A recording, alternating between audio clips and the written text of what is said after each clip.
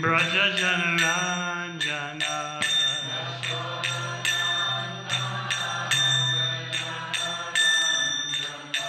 Yamunatira Vanachari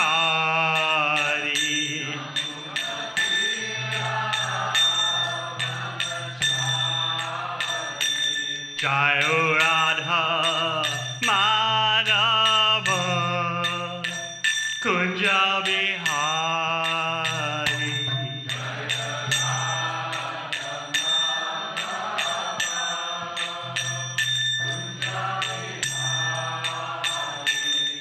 Hare Krishna Krishna Krishna Hare Hare Hare Rama Hare Rama Rama Rama Hare Hare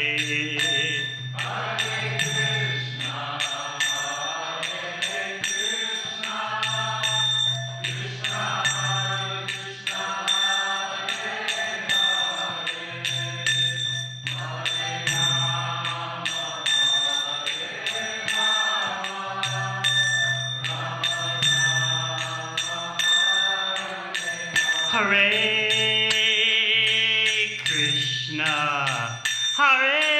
Krishna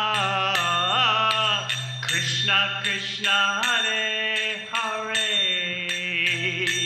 Hare Rama Hare Rama Rama Rama Hare Hare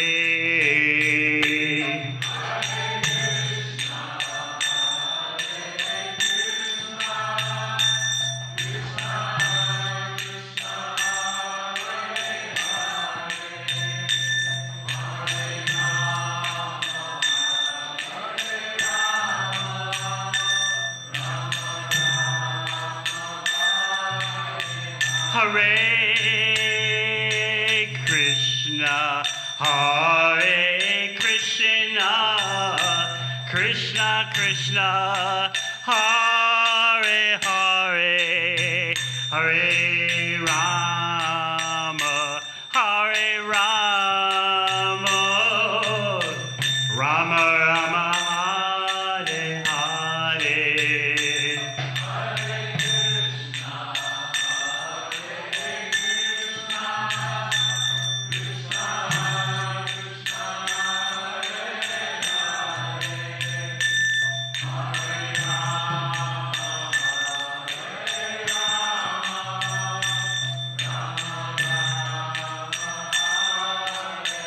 Hare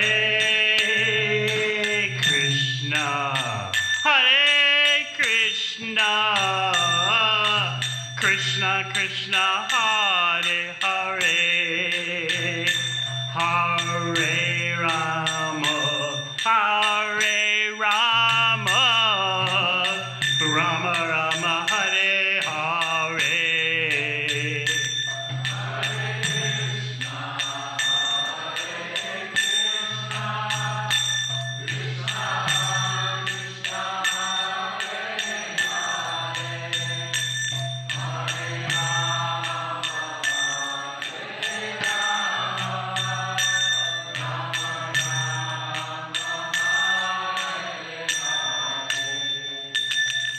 Jai Vishvam Sabaraj Kacharya Astatarasata Srimad A.C. Bhakti Vedanta Swami Maharaj Srila Prabhupada Ki Jai Vishvam Sabaraj Kacharya Stotarasata Srimad Bhakti Siddhanta Saraswati Thakur Prabhupada Ki Gaur Premanandi.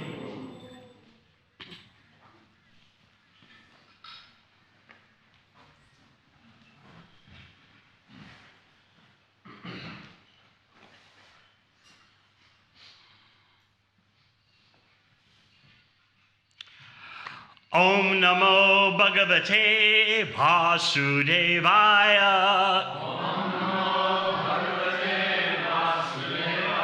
Om Namo Bhagavate Vasudevaya. Om Namo Bhagavate Vasudevaya.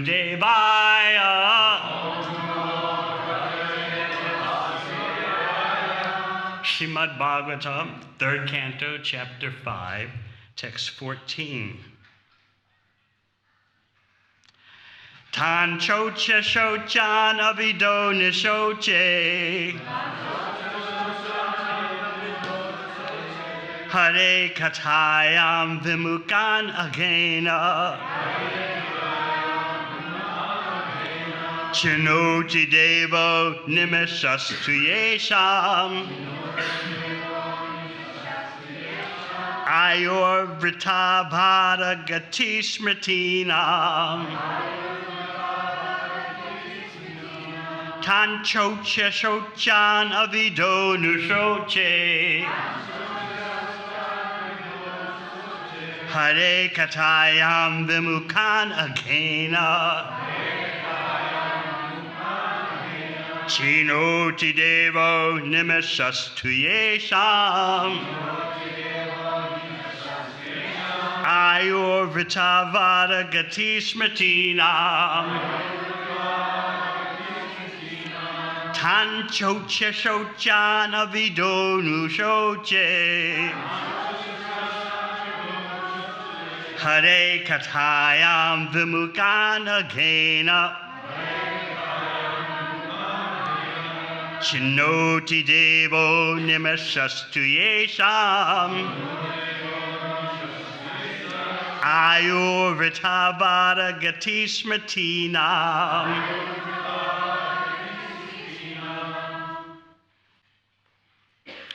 Tan, all those. Shocha, pitiable. Shochan, of the pitiable. Avida, ignorant. Anushoche, I pity. Hare, of the Lord. Katayam, to the topics of. Vimukan, averse. Agena, because of sinful activities. Chinoti, decaying. Deva, the Lord. Animisha, eternal time. To, but. Yesham, of whom. Ayu, duration of life. Vrita, uselessly. Vada, philosophical speculations. Gati, ultimate goal. Smritinam, of those following different rituals. Translation: O sage, persons who because of their sinful activities are averse to the topics of transcendence and thus ignorant of the purpose of the Mahabharata, Bhagavad Gita, are pitied by the pitiable. I also pity them because I see how their duration of life is spoiled by eternal time, while they involve themselves in presentations of philosophical speculation, theoretical ultimate goals of life, and different modes of ritual. Purport. According to the modes of material nature, there are 3 kinds of relationships between human beings and the Supreme Personality of Godhead. Those who are in the modes of passion and ignorance are averse to the existence of God, or else they formally accept the existence of God in the capacity of an order supplier. Above them are those who are in the mode of goodness. This second class of men believe the Supreme Brahman to be impersonal.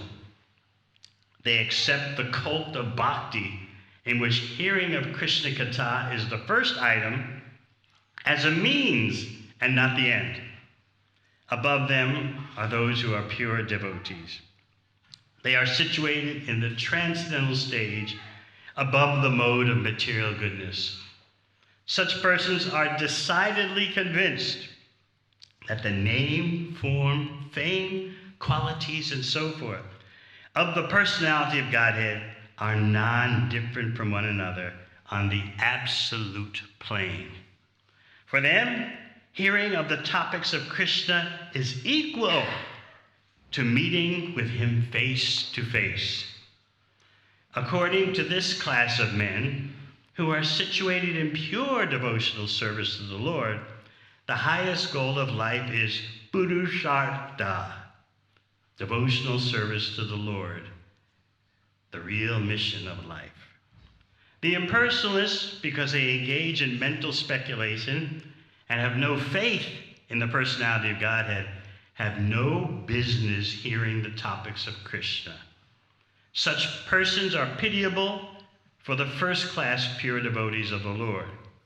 The pitiable impersonalists pity those who are influenced by the modes of ignorance and passion, but the pure devotees of the Lord take pity on them, because both waste their most valuable time in the human form of life in false pursuits, sense enjoyment, and mental speculative presentations of different theories and goals of life.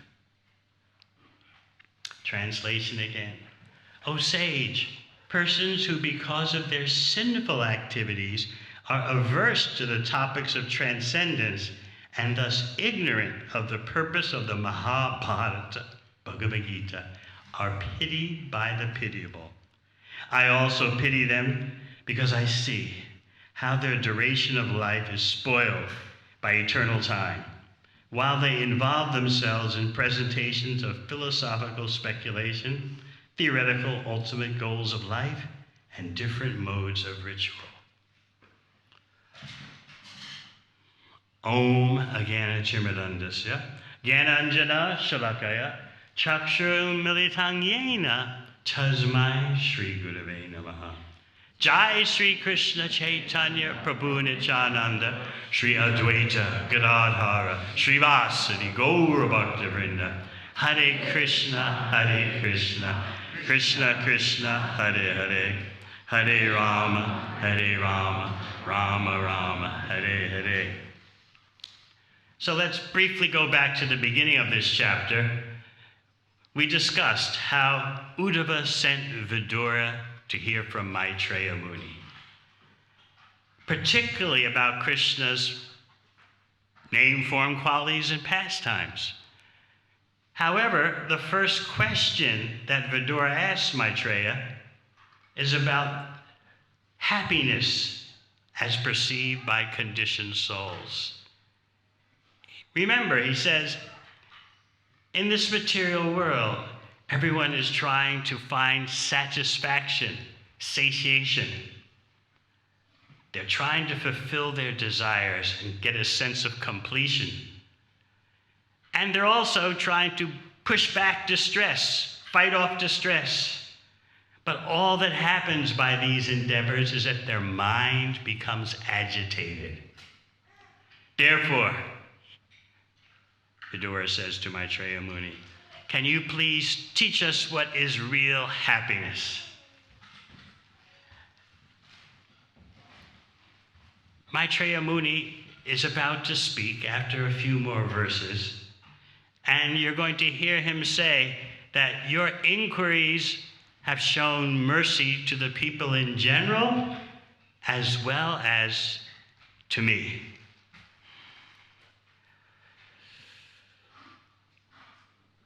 Vidura is going to ask Maitreya Muni, talk about the Purusha avatars, Karnadakshai Vishnu, Garbhodakashai Vishnu, Chirodakashai Vishnu, who have the full potencies of Godhead for the purpose of the creation.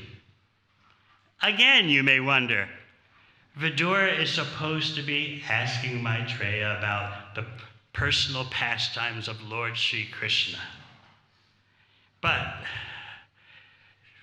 by reading these verses, we develop sensitivity, how to proceed in a dialogue that increases in spiritual rasa, spiritual flavor. The participants in the dialogue are mature, to say the least, and they understand how to amplify the discussion, how to bring out nuances that add flavor. You'll see this happen in the dialogues between Shukadeva Goswami and Pritchett Maharaj. They urge each other onward. Oh, that's a wonderful question. Or, you, Shukadev, you are the eye of the world. You have the ability to answer my questions. And Shukadev will thank Pritchett Maharaj. Thank you for answering this question. In fact, sometimes Shukadev won't answer for a while because he's lost in ecstasy just by hearing questions. So, hearing these dialogues, we get a flavor, an insight into how liberated souls discuss. Because you may wonder, how can someone be truly satisfied just by talking about Krishna? I mean, we believe that, of course. Don't get me wrong. But in the real life, in the real world, can we actually be fully satisfied just by talking about Krishna? Vidura has no doubts. Maitreya has no doubts. They're not religious believers. When I'm speaking at the Krishna village, I often have to make sure that the audience stops thinking of bhakti as some kind of religious belief, some kind of dogma, which is a really bad word these days, some kind of theology, doctrine that's downloaded upon them in place of other doctrines, theologies, and dogmas. So as you know, I often explain to them that bhakti is not a belief.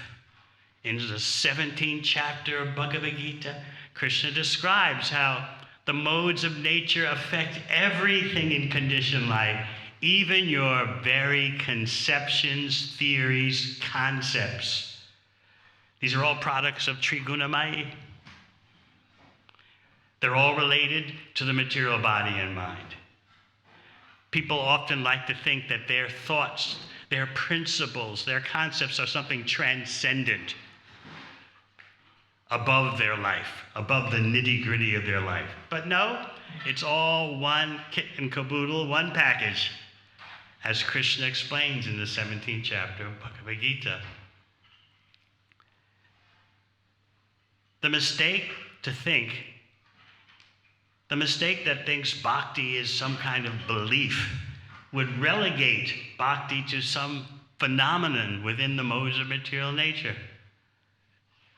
So I explain to the guests in attendance at the program that nowhere in Bhagavad Gita does Krishna ask you to believe in him. And I can just see the sighs of relief. Because they're thinking, this bhakti looks very attractive. We like singing and dancing, and we love the food. But a religious belief? Ooh, sounds so old-fashioned. Oh, so 19th century. This place is great, but I don't know if I can swallow a dogma. So when I explain to them that bhakti is not a religious belief, I just see 90% of the audience just... I tell them, nowhere in Bhagavad Gita does Krishna ask you to believe in him. Krishna's existence, in other words, is not dependent on whether you believe in him or not. Krishna is the supreme enjoyer. He has his pastimes, his activities, his qualities, no matter what you think. I explain that everywhere in Bhagavad Gita, Krishna is giving you methodology, process, applied spiritual technology. If you take the knowledge and apply it, you get the result. And Krishna explains the results that you'll get if you apply his process and the results you'll get if you don't apply his process. So I ask, what could be more fair and liberal than that? You enter the bhakti laboratory, apply the knowledge, you get the results. So I asked him, isn't that fair enough? Yeah, that sounds fair, yeah. It's up to me whether I want to apply the process or not, but if I do, I'll get the results. If I don't, well, I'll probably still enjoy anyway, but that's the thought. So Vidura is explaining, I see how their duration of life is spoiled by eternal time. I pity them because of that. First of all, I pity them because their sinful activities have made them averse to topics of transcendence. They don't understand the purpose of Mahabharata. Even if they read Mahabharata, they miss the point, which is Bhagavad Gita. I also pity them because I see time devouring them. This is, although it sounds so common and understanding, to feel this is very difficult when you're within the modes of material nature, to feel how time is consuming you. Most persons don't think about it and don't want to think about it. They want to focus on the moment. And the more pregnant your moments are, the more full your moments are, the more you think you have success in life. The magic of the moment. That's what's hypnotized people today. You want your life, as I was explaining Tuesday at the Krishna village, you want your life to have some moments of fulfillment, achievement, and some moments of successful passion. That's a good life. You achieve some goals, no matter what they are, to become rich, or to just climb a mountain, or whatever. Have some goals that you can achieve and feel good about yourself for achieving those goals. And you want some memorable moments. You expect to have a few moments of loving affairs, romance. You don't expect that it's going to last, but that doesn't matter. Just to have a few moments that you can look back on and savor. Then your life's considered successful. You've got to have those things before old age strikes. So I was speaking about this Tuesday night. What are you going to do when old age strikes? Oh, I know you don't want to think about it. We'll change the subject. Everyone. You'll never grow old. Don't worry. Your body will always be healthy. Your mind will always be intact. So this is the kind of treasure that the current so-called civilization has pushed upon persons. Devoid of all knowledge. Devoid of real happiness. And so you fight like dogs over the scraps of happiness, thinking that is real fulfillment. I'll prove it to you. Here, I got this from an advert. Very clever and very philosophical according to the standard of Kali Yuga. It encapsulates the modus operandi, the predominant thinking concepts of the day and age. It goes like this. Listen carefully. Life moves fast. It's too short to fuss over my mistakes or worry over what's coming next. It's too short to be bogged down in details. I want to focus on what really matters, me, and sharing life with those I love and who love me. Treasuring every moment. I want to live boldly, remembering everything and regretting nothing. How's that sound? It's an advert, but it's brilliantly Kali Yuga philosophical. This is what it's all about. And people will identify with this. Yes, just do it. I mean, you've got to live your life. It's up to you to make your way through the universe, your way. It's all in your hands, your destiny. So Vidura is feeling pity. Pity for the pitiable. And he's asking Maitreya Muni, please give us Krishna Katha. Just like a bee collects honey from various flowers, collects nectar from various flowers, similarly, you please distribute to us the talks of Krishna. And Vidura is convinced this will do the highest good for the world, and Maitreya is convinced. Thank you. You're showing mercy to me and showing mercy for the world. Things proceed progressively. So therefore, Vidura is asked about the Purusha avatars. Although his real mission is to hear about Krishna's personal pastimes beyond creative activities. But what's Vidura feeling? You're developing sensitivity by reading Bhagavatam. It's bringing out our refined spiritual sentiments. Vidura is overwhelmed by the very recent departure of Lord Krishna from the vision of this world. Therefore, he wants Maitreya to ease into topics about Krishna by first beginning with the Purusha avatars, the plenary expansions, because Vidura is shaken by Krishna's departure from the ordinary vision. So you see, Bhagavatam is full of sensitivity, refinement, art, culture. And it's all coming in a package that is the only cure for the craziness of Kali Yuga. And that's why both Vidura and Maitreya agreed. What we're doing is the highest welfare work. But we ourselves, as devotees, in our personal life, always come face to face with this issue. Can chanting Hare Krishna, hearing about Krishna, and talking about Krishna actually solve my problems? Because whether you're a devotee or not, you're living in a world that is problematic, and sooner or later upsets you by external events.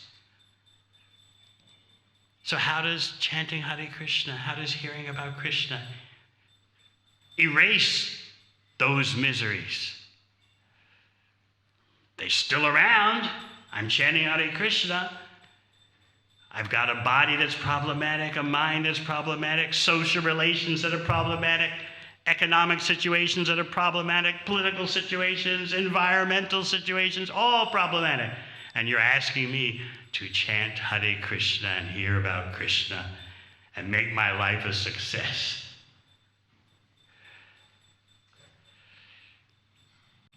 You may reply, please, these are not the countercultural days, the stay high forever days. I don't know if you've ever seen photos from the Harinam parties in the early days of ISKCON. You would certainly find a photo with the classic bliss stance. Eyes upturned and you've seen those photos? So you may be saying to yourself, that was 50 years ago. Right now we're more real, we're more mature, and we have to cope with the problems of the world. And chanting Hare Krishna is a nice belief, but does it really solve all my problems? Then you have to start to understand consciousness and how toxic consciousness is what's causing the problems of the individual and the world. But you say, well, look, even the Pandavas, for example, incur problematic situations. But their consciousness is not problematic. They're taking everything as Krishna's mercy and dealing with it in that way. They're not attached to the oncomingness of happiness and distress. They're far beyond that. Whatever comes, so-called happiness, so-called distress, it's Krishna's mercy. How do we use it to come closer to Krishna? That's why Queen Kunti makes that most perplexing prayer. Let the dangers come again and again, because when the dangers come, I think of Krishna more. The great catastrophe is not those dangers we went through. The great catastrophe is that Krishna is leaving Hastinapur for Dwarka. That's the real catastrophe. So if we have so-called catastrophes that keep Krishna present with us, then I say, let those so-called catastrophes always be there, because then Krishna will always be with us. Sounds like an impossible verse to actually realize. It even sounds a bit scary, doesn't it? Let the catastrophes happen again and again? That's not why I took to bhakti. I remember we were having, during the Iron Curtain days, deep behind the Iron Curtain, we were having an initiation ceremony. So the initiator asked me, pick out a verse from the Bhagavatam. So there were about 10 or 12 devotees taking initiation, clandestine, hidden in a house, hidden in a section of the city. So I said, well, how about Queen Kunti's verse? Let the catastrophes happen again and again. So the initiating guru said, no, Papa, we don't want to scare everyone away. And it's true that to understand this verse, it takes a lot of deep contemplation, a lot of insight into yourself and the world around you. But you see, Kunti Devi's Krishna consciousness is so high that she doesn't measure her consciousness in terms of catastrophe or not, catastrophe or a holiday, happiness or distress. She measures her life in terms of how can Krishna be more present. This is a totally different way of looking at the world. And I know it seems at first very difficult to grasp, because generally we take to bhakti in order to fulfill our vision of bliss and happiness and no more distress. That's true.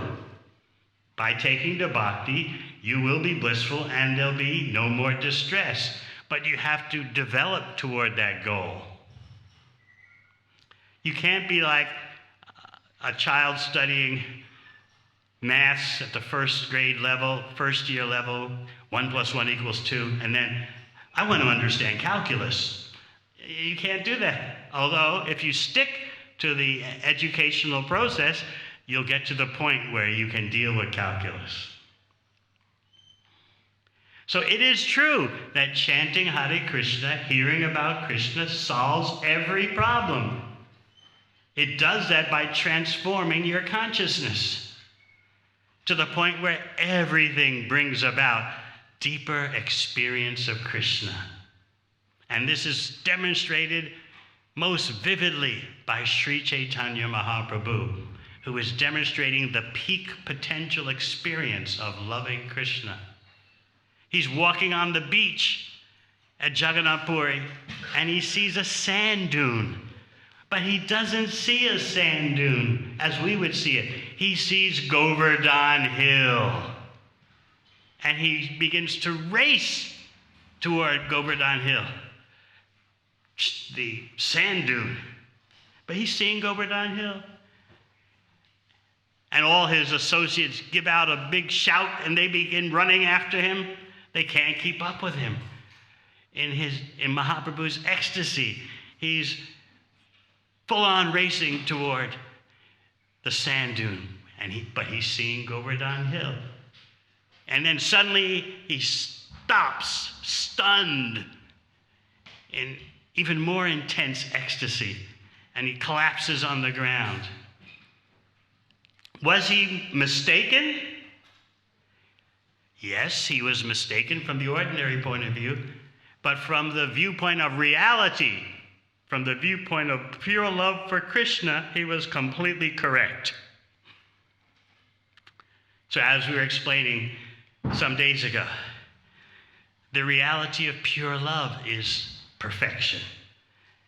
So to the material eye, to the material understanding, Mahaprabhu was just delirious and he made a big mistake.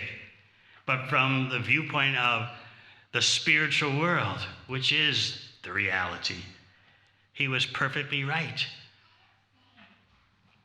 Wherever he would look would remind him of Krishna. A sand dune? That's not a sand dune, that's Govardhan Hill. So again, the difference is in the consciousness. So as we advance in bhakti, we do develop the ability to take everything that happens as Krishna's mercy. It seems impossible, but slowly the reality starts to pervade our intelligence. That as long as I'm carrying out the instructions of my spiritual master, Srila Prabhupada, Bhagavad Gita, Srimad Bhagavatam, as long as I'm carrying out those instructions, I have a right to say what's happening to me, happiness or distress, is Krishna's mercy. And I can use those occurrences to deepen my attraction for Krishna.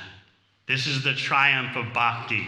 And every one of us needs that personal victory. Just like you recite the Shikshastika prayers in the morning, Param Vijayate Sri Krishna Sankirtanam.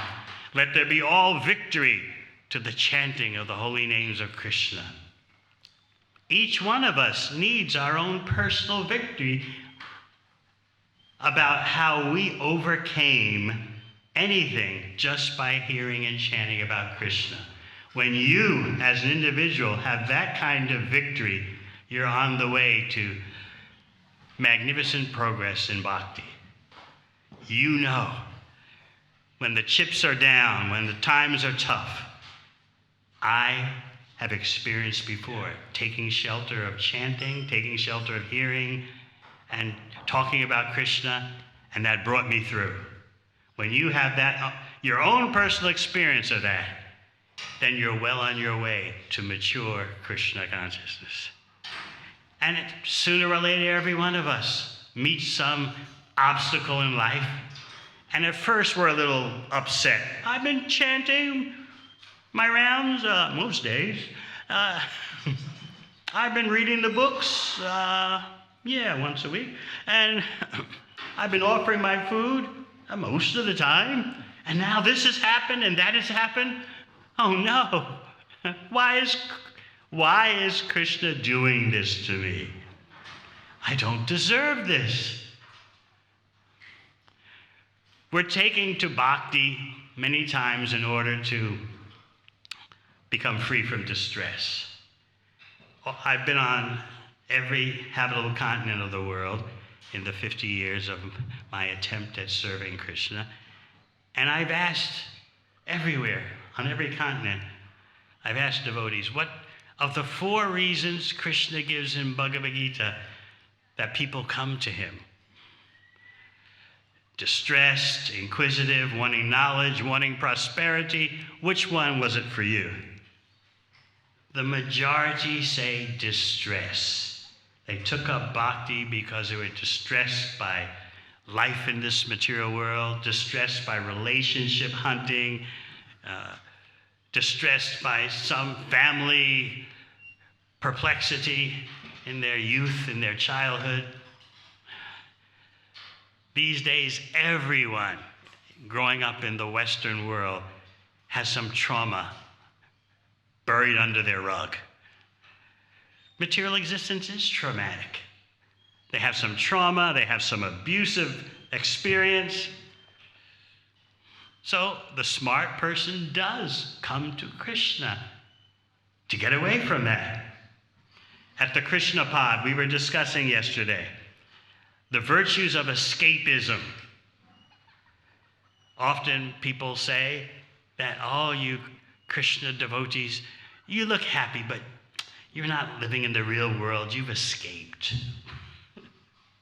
I was telling how one of our staff members at the Bhakti Lounge in Wellington, been a staff member for 4 years at that time, since she was 21, and at that time of the incident, she was 24, 25, and her old party mates came by to see her. The girlfriends she used to rave with. They showed up for the first time in 4 years. They happened to be in the same city, and they're from Auckland. They happened to be in Wellington. They wanted to check on her. Oh, we hear she's into that Krishna thing. Huh? Let's go check her out. So they came in, and they met with her, cordial reunion, and they kind of sized her up and said, "You look happy. And we have to admit we're miserable. But you escaped. We're dealing with real life." In other words, you're on a lower platform because you've run away from misery, whereas we're in the misery, and that's the way to live. You're happy, but it's not real. We're miserable, and that's real. So you've escaped. So I was explaining at the Krishna Bod yesterday, if you're in a house that's on fire and you race out the house, and there I am in the street watching you run out of the house, and I say, "Wait, no, you're escaping, you're escaping." People will think I'm insane if I do that. Of course he or she's escaping. What's wrong with running out of a burning building? So we sing every morning, Samsara Dava Nanarita Loka, the blazing forest fire of material existence. What's wrong with escaping that? An intelligent person wants to run away from it. So often, as I said, the majority of persons in my informal survey I've taken in traveling the world, the majority of persons will say, "I came to bhakti because of distress." Practically no one says, "I came for economic prosperity," at least not in the Western world.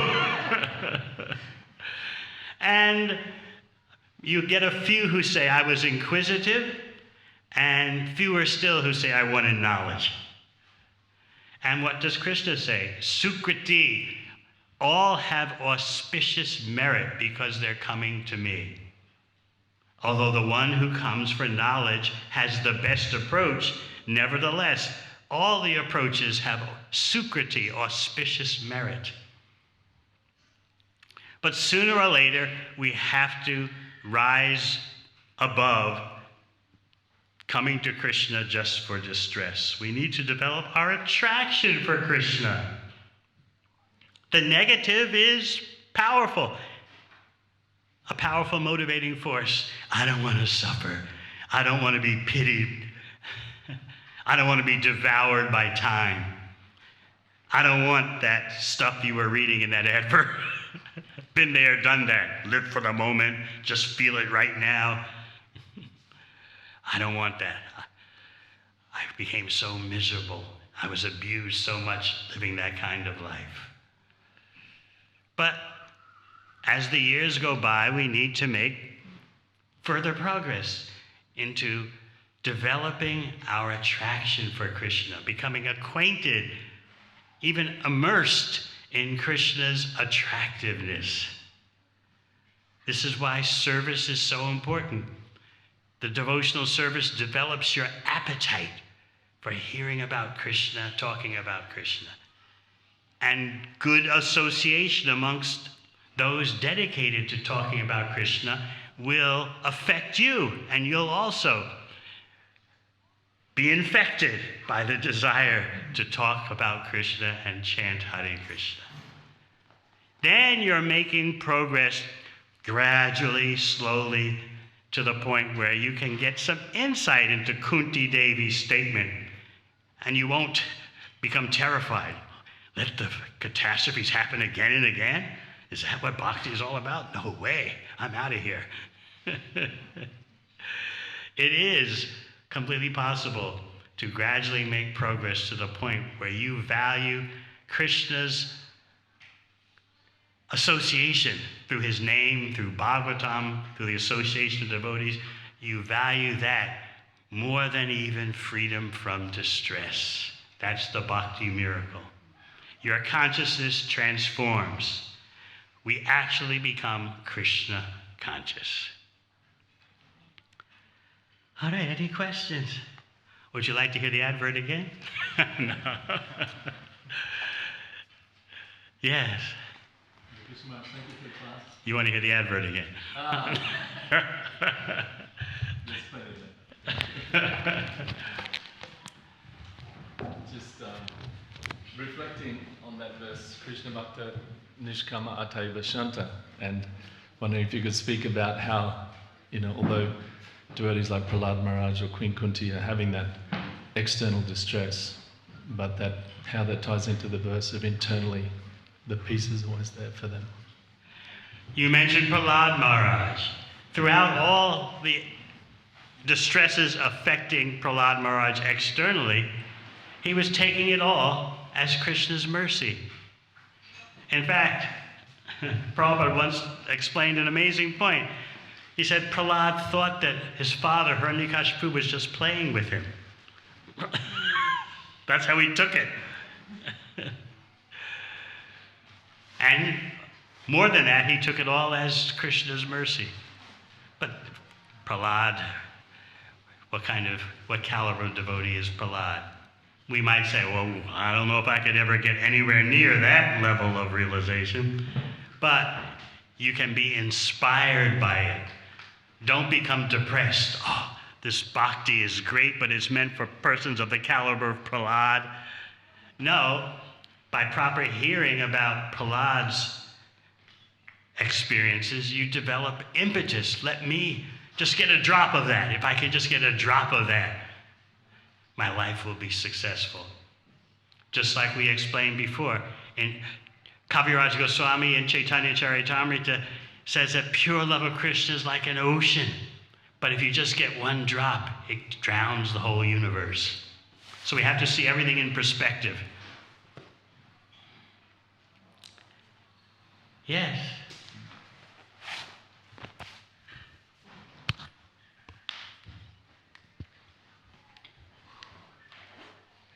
Thank you for the class, Maharaj. You're talking about also Prahlad Maharaj. So in that those days, and sometimes in Bhagavatam, it's very clear who are demons and who are devotees.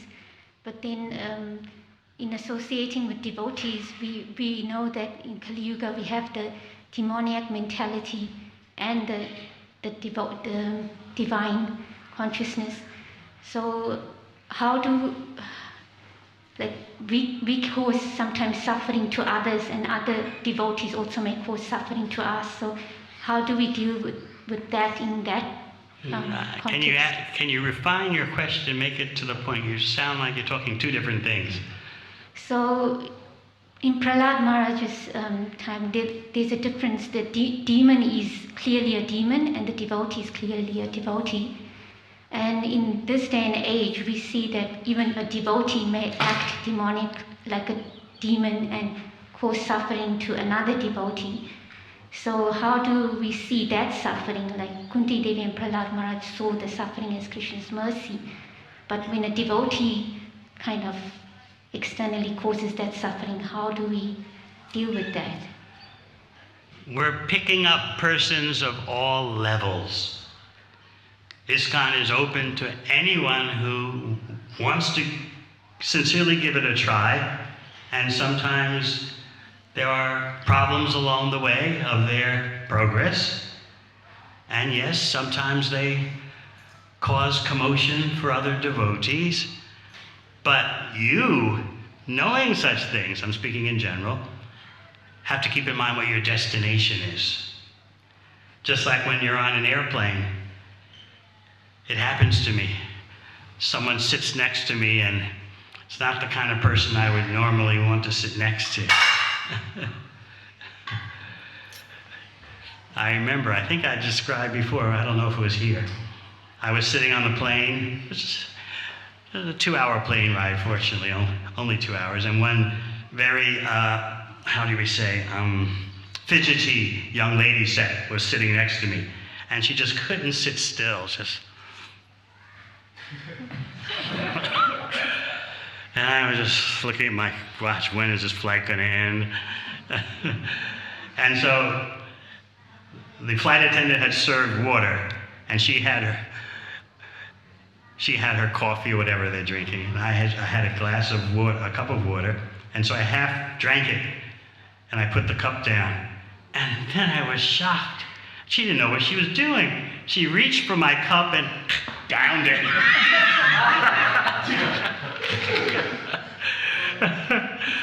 You might say, oh, great mercy for her, but I was thinking, what about my water? Without a thought, I don't know what was going on. She just reached for my cup of water and just. So anyway, I knew the flight would end in another hour. Why am I on the flight? To go to my destination. So similarly, often Prabhupada would answer this question in that way. Keep in mind what your destination is. Mid-flight, you may have to tolerate inconveniences, but your vision is focused on the destination. So, in a society of devotees, there are persons of different levels, different aspirations, and sometimes there are social inconveniences of interaction. This is Kali Yuga. Kali Yuga means problematic social interactions. So that also affects devotee association. Not everyone's a transcendentalist, in case you haven't noticed. But you have to know what your destination is, and to get to that destination requires some tolerance. As Prabhupada said, we are not utopians. We're not pie-in-the-sky dreamers. We're very pragmatic, very practical. Just like when you're on a flight, you're being very pragmatic. I'm on this plane, crammed into my seat because I want to go somewhere. Okay? All right, thank you very much. Hare Krishna.